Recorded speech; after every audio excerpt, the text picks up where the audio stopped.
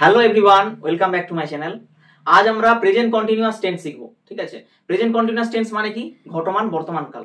এই present continuous tense জিনিসটা হচ্ছে যে বর্তমানে কোনো কিছু যদি কাজ চলছে এরকম বোঝায়, তাহলে সেটা হয়ে যাবে ঘটমান বর্তমান কাল বা প্রেজেন্ট কন্টিনিউয়াস টেন্স। ঠিক আছে, তো এই প্রেজেন্ট কন্টিনিউয়াস টেন্স শেখার বেশ কিছু নিয়ম আছে, সেই নিয়ম আমরা অবশ্যই জানবো।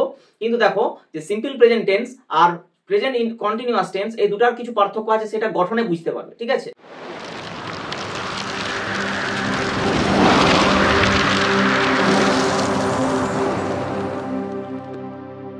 তো আমরা প্রেজেন্ট কন্টিনিউয়াস টেন্স কাকে বলে আরেকবার দেখে নেব। সেটা হচ্ছে বর্তমানে কোনো কাজ চলছে এরূপ বোঝালে সেটা হয়ে যাবে কি? প্রেজেন্ট কন্টিনিউয়াস টেন্স, যেটা বলা হলো আর কি। ঠিক আছে, বর্তমানে কোনো কিছু কাজ চলছে সেটা মানে প্রেজেন্ট সিম্পল প্রেজেন্ট টেন্সটা কি ছিল?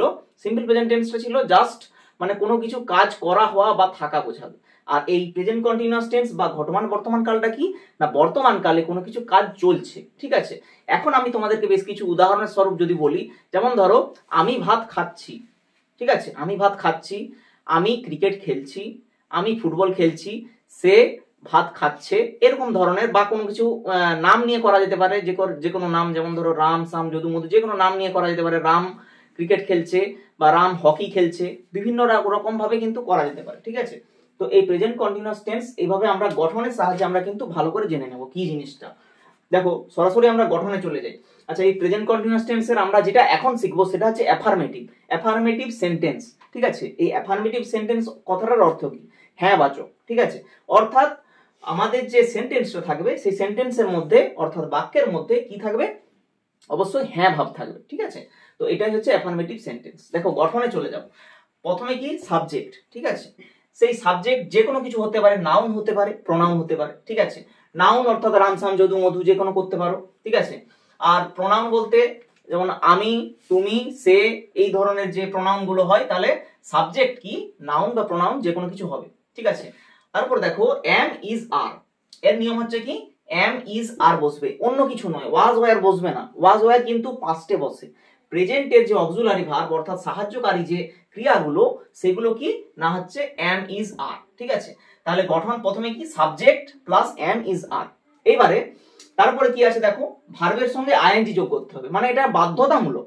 ভার্ব তো আমরা ইউজ করব, কিন্তু ভার্বের সঙ্গে আইএনজি যোগ করব। ঠিক আছে, যেমন ধরো ভার্ব যদি আমরা বলি প্লে, ঠিক আছে, তাহলে প্লে এর সঙ্গে ING, playing, PLAY ING, playing. ঠিক আছে, তারপরে ধরো ইট, EAT, ইট মানে কি? খাওয়া, জাস্ট ইটের সাথে আইএনজি যোগ করে দেবো। ঠিক আছে, তারপরে প্লাস অবজেক্ট বা আদার ওয়ার্ডস, যাই থাকুক না কেন এই ভার্ব প্লাস আইএনজি যোগ করার পরে যেটা থাকুক সেটা অবজেক্ট হতে পারে, আদার ওয়ার্ডস হতে পারে, কমপ্লিমেন্ট হতে পারে, যা কিছু হোক সেটা নেক্সট স্টেপে। ঠিক আছে, সবার লাস্ট স্টেপে। ঠিক আছে, তো আমরা যে সাবজেক্ট যেটা করব, আমরা যদি এটা করি, প্রথমে যদি আমরা করি আই দিয়ে করি, সব থেকে সোজা নিয়ে আমরা শিখবো। ঠিক আছে, আই নিয়ে করছি, আই, সাবজেক্ট হচ্ছে আই।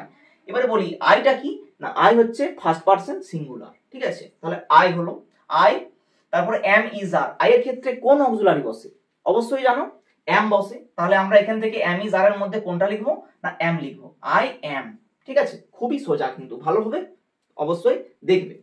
আই এম, তারপরে কি? ভার্বের সঙ্গে আইএনজি, ভার্বের সঙ্গে আইএনজি। তাহলে আমরা যদি বলি যে আমি ভাত খাচ্ছি, আমি যদি এইটা লিখি, তাহলে অবশ্যই ভার্বটা আমাকে চুজ করতে হবে। ঠিক আছে, তাহলে ভার্বটা কি না? ভার্ব হচ্ছে ধরো ইট, ইটটা হচ্ছে আমাদের ভার্ব, তাহলে আই এম ইট, EAT।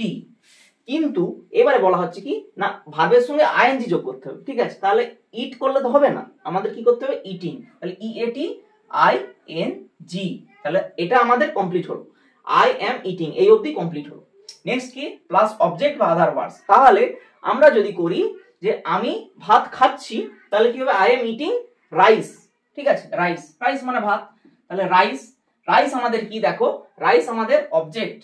ঠিক আছে, অবজেক্ট মানে কি? অবজেক্ট মানে কর্ম, মানে কি? কর্তাকে কি বা কাকে দিয়ে প্রশ্ন করলে যে উত্তর পাওয়া যায় সেটাই আমাদের হয়ে যাচ্ছে অবজেক্ট। এখানে কর্তাকে, কর্তা হচ্ছে আই। ঠিক আছে, তাহলে কর্তা হচ্ছে আই, তাহলে আমি কি খাচ্ছি? আমি ভাত খাচ্ছি। ঠিক আছে, আমি ভাত খাচ্ছি, তাহলে এইটা রাইসটা হয়ে যাচ্ছে আমাদের অবজেক্ট। তাহলে আমাদের ফার্স্ট যে এক্সাম্পল সেটা আমরা কমপ্লিট করলাম এই গঠন অনুপাতে। এই গঠনটা কিন্তু তোমরা মুখস্থ করবে। সাবজেক্ট মানে অ্যাফার্মেটিভ, প্রেজেন্ট কন্টিনিউয়াস টেন্সের অ্যাফার্মেটিভ সেন্টেন্স যদি আমাদের করতে হয়, তাহলে আমাদের এই গঠনটা মনে রাখলেই হবে যে subject plus am is are plus ভার্বের সাথে আইএনজি প্লাস অবজেক্ট বা আদার ওয়ার্ডস, ঠিক আছে। তাহলে আই এম ইটিং রাইস, এটা আমাদের কমপ্লিট হলো। এবারে যদি আমি বলি যে সে ক্রিকেট খেলছে, সে ক্রিকেট খেলছে, তাহলে সে মানে সি হতে পারে অথবা হি হতে পারে। যদি মেয়ে হয় তাহলে সি, আর ছেলে হলে হি। তাহলে আমি ছেলে হিসেবে করছি, তাহলে হি হি হি করলাম। হি আমাদের কি না, হি হচ্ছে আমাদের থার্ড পারসন সিঙ্গুলার, ঠিক আছে। হি হচ্ছে আমাদের থার্ড পারসন সিঙ্গুলার, তাহলে হি হলো। এবারে am is are, am is are এর মধ্যে কোনটা বসবে সেটা আমাদের মানে অক্সিলারি কোনটা বসে, হি এর ক্ষেত্রে অবশ্যই ইজ বসে। He is, he is, is হলো হি ইজ। তারপরে আমি কি বললাম যে সে ক্রিকেট খেলছে, তাহলে হি ইজ, তাহলে খেলার ইংরেজি কি প্লে, প্লে মানে খেলা, কিন্তু খেলছে তাহলে কি হবে প্লেইং, তাহলে কি হবে P L A Y I N G, playing. তাহলে হি ইজ প্লেইং। এবারে কি করব না ক্রিকেট, ক্রিকেট লিখবো, cricket C R I C K E T, he is playing cricket, সে ক্রিকেট খেলছে। তাহলে কোনো সমস্যা নেই, এইভাবে আমরা করতে পারি। এগুলা আমরা কি করলাম, প্রোনাউনের করলাম। এবারে প্রোনাউনের আরো করা যেতে পারে, আরো একটা করি। এবারে কি করব, থার্ড পারসন প্লুরাল দিয়ে করব। থার্ড পারসন প্লুরাল অর্থাৎ দে দিয়ে করব, দে, ঠিক আছে, দে। তাহলে দে যদি করি তোমরা বলো অবশ্যই দের ক্ষেত্রে কি বসবে অক্সিলারি, দের ক্ষেত্রে আর বসে, দে আর। কিন্তু কি করব যে তারা আবার কি ক্রিকেট খেলা করবো না, অন্য কিছু করব। কি করব, ধরো তারা দাবা খেলছে, ঠিক আছে, দে আর প্লেইং, আবার করি দে আর প্লেইং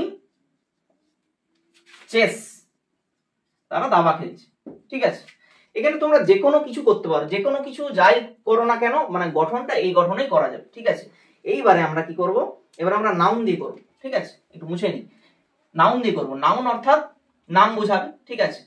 তাহলে নাম বোঝাবে কি রকম, ধরো রাম দিয়ে করছি, তাহলে রাম দিয়ে যদি করি যে রাম ছবি আঁকছে, ধরো এটা করছি রাম ছবি আঁকছে, রাম আমাদের সাবজেক্ট হলো। তারপরে এমিজারের মধ্যে আমরা ডিটেলসে যাব না, আমরা গঠন বাই গঠন আমরা লিখবো। রামের ক্ষেত্রে কি বসে, রামের ক্ষেত্রে ইজ বসে, একবারে ডাইরেক্ট থার্ড পারসন সিঙ্গুলার।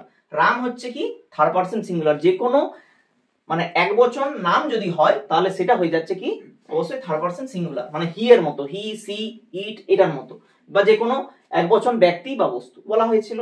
তাহলে রাম ইজ, তারপরে কি বললাম যে রাম ছবি আঁকছে, তাহলে রাম ইজ কি করব না আঁকার ইংরেজি কি draw, D R A W, draw.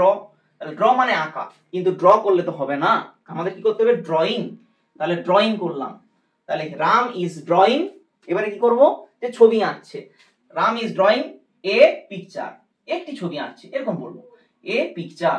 তাহলে এটা আমাদের কি হয়ে গেল, অবশ্যই অবজেক্ট হয়ে গেল, কি আঁকছে না পিকচার আঁকছে মানে ছবি আঁকছে, তাহলে Ram is drawing a picture. এইবারে ধরো এটা আমাদের কি থার্ড পারসন সিঙ্গুলার।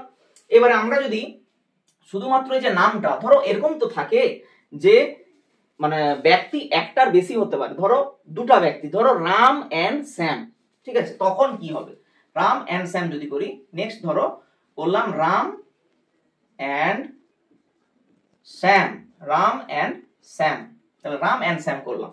তাহলে রাম এন্ড শ্যামটা কি, তখন কিন্তু আর থার্ড পারসন সিঙ্গুলার হবে না, তখন কি হবে থার্ড পারসন প্লুরাল। কেন বলো তো, কারণ এখানে দুটো ব্যক্তি আছে, রাম আছে আর শ্যাম আছে। এখানে রাম শ্যামের জায়গায় তুমি তোমার মতো করে যে কোনো নাম তোমরা ভিজুয়ালাইজ করতে পারো, কোনো সমস্যা নেই। রাম এন্ড শ্যাম এটা বোঝার জন্য, এটা যেহেতু একটা কমন জিনিস তো সেই কারণে রাম এন্ড শ্যাম লিখলাম। তাহলে রাম এন্ড শ্যাম এইটাই করব, রাম এন্ড শ্যাম। এবারে কি করব না এমিজার এর মধ্যে বসাবো, তাহলে এমিজার এর মধ্যে যদি বসাই তাহলে কি বসানো হবে, থার্ড পারসন প্লুরালে কি হবে, মানে থার্ড পারসন প্লুরালের প্রোনাউন কি হয়, দে হয়, ঠিক আছে। তাহলে দে এর ক্ষেত্রে যেমন আমরা আর করেছিলাম সেরকম রাম এন্ড শ্যাম এর ক্ষেত্রে আমাদের আর করতে হবে। তাহলে রাম এন্ড শ্যাম আর কি করলাম, আর আমরা এটাই করব বলেছি। তাহলে আর ড্রয়িং, আর drawing a picture, drawing a picture. এটা আবার তোমরা ভাববে না যে এখানে দুটো ব্যক্তি আছে তার মানে এ পিকচার কি হবে, কেন না হওয়ার কিছু নেই। কিন্তু আমি যদি ধরো এটা যদি এরকম করতাম যে রাম এবং শ্যাম ছবিগুলি আঁকছে বা অনেক ছবি আছে, ঠিক আছে, টু পিকচার্স, সেটাও করলেও হবে, কিন্তু আমরা তো একটা পিকচারই বলেছি, ঠিক আছে, আমরা তো একটা পিকচার বলি, তাহলে কি হবে Ram and Shyam are drawing a picture, ঠিক আছে। এইরকম ভাবে কিন্তু তোমরা তোমাদের মতো করে অ্যাফার্মেটিভ সেন্টেন্সটা খুব সুন্দরভাবে করতে পারো। এই যে গঠনটা, এই গঠনটা কিন্তু খুব ভালো করে মনে রাখবে, খুবই সোজা একটি গঠন। Subject plus am is are plus ভার্বের সাথে আইএনজি প্লাস অবজেক্ট বা আদার ওয়ার্ডস বা কমপ্লিমেন্ট যাই বলো, এইটা হচ্ছে আমাদের মেন গঠন। তাহলে এইটা যদি আমরা জানি তাহলে আমরা প্রেজেন্ট কন্টিনিউয়াস টেন্সের আমাদের যাই বলো না কেন সবই আমরা করতে পারবো। ঠিক আছে, তোমাদের আরো একটা জিনিস তোমাদের করানো হয়েছিল, সেটা হচ্ছে প্রেজেন্ট কন্টিনিউয়াস টেন্স আমরা চিনবো কিভাবে, সেটা একটা কবিতা তোমাদেরকে অবশ্যই একটা মানে ভিডিও করে পাঠানো হয়েছিল। ঠিক আছে, তো ওই ভিডিওটা তোমরা দেখবে কিভাবে তোমরা বুঝতে পারো।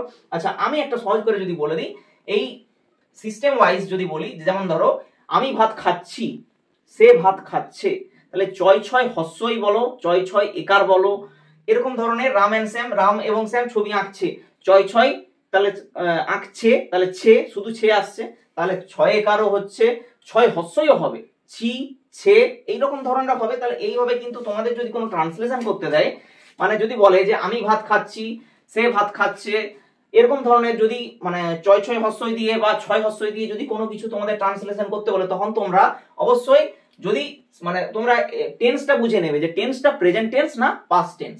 পাস্ট টেন্সের ক্ষেত্রেও, পাস্ট টেন্সের অ্যাফার্মেটিভের ক্ষেত্রেও নিয়মটা একই, কিন্তু জাস্ট আমাদের অক্সিলারিটা চেঞ্জ হয়ে যায়। মানে ধরো এখানে যদি এরকম হয় যে রাম একটি ছবি আঁকছিল, ঠিক আছে, তখন কি হবে, জাস্ট এই ইজের জায়গায় ওয়াজ বা ওয়ারের মধ্যে বসবে, রামের ক্ষেত্রে কি বসবে, ওয়াজ বসবে।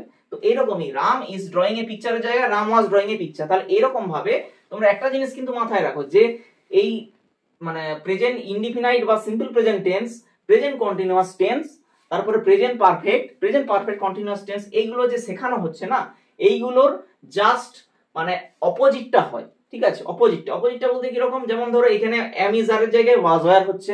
তারপরে ধরো তোমাদের একটু মানে আগে থেকে বলে দিচ্ছি, প্রেজেন্ট পারফেক্ট তো তোমাদের অবশ্যই তোমাদের দেওয়া হবে, তখন তোমরা শিখবে। তো প্রেজেন্ট পারফেক্ট টেন্সের ক্ষেত্রে তখন কি হবে, হ্যাভ বা হ্যাজ এর মধ্যে বসে সাবজেক্ট প্লাস হ্যাভ বা হ্যাজ, তারপর ভার্বের পাস্ট পার্টিসিপল প্লাস অবজেক্ট বা আদার ওয়ার্ডস যাই হোক।